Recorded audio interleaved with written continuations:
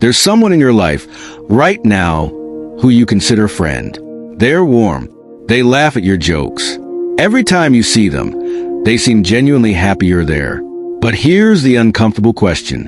When did they last reach out to you first? Not reply, not respond. Actually initiate. Take a second with that.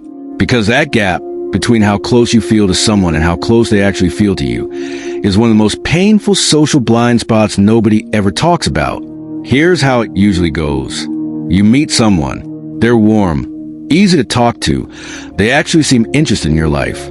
So your brain starts building something. You think of them when something funny happens. You save things to tell them. You open up a little more each time, and they respond well. Never cold, never distant, but also never pulling you closer. You don't notice, because the warmth is consistent enough to feel like closeness, until one day you step back and count. How many times have you reached out versus how many times they have? And the numbers don't lie. Here's what's happening. Your brain scans your social environment for signals of safety and connection. When someone is consistently warm, smiles, remembers, engages, your brain automatically files that under one category. This person cares about me. Psychology shows this is called the liking signal. Your brain interprets repeated positive interaction as evidence of a genuine bond. The problem is, your brain cannot tell the difference between someone who is warm specifically for you and someone who is just warm with everyone. Some people are genuinely, naturally warm with everyone they meet. That's not a performance. That's just who they are. But when you're on the receiving end of it, your brain personalizes it. Your brain says they're like this because of me when the truth is they're like this because of them.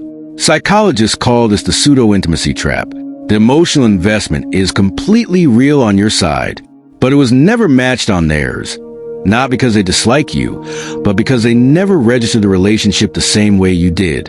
And nobody tells you. You find out gradually, through unreturned energy, through one-sided effort, through the slow, quiet realization that you were further from someone than you thought. Here's how to see this clearly before you overinvest. Watch who initiates consistently. Not once, not occasionally, consistently. A friend thinks of you when you're not in the room. A polite person responds warmly when you appear. The difference shows up in who moves first. Watch what they share. Real friendship is reciprocal vulnerability. If you're always going deeper and they stay on the surface every single time, that gap is information. Run the quiet test. Stop over-initiating for 2 weeks. See what fills the silence. See who notices. See who reaches. What fills that silence tells you more about the relationship than everything that came before it. None of this means you did anything wrong. Your brain was doing exactly what it was built to do. Seek connection. Interpret warmth as closeness. Build relationships from available signals. The blind spot isn't a character flaw. It's a wiring issue.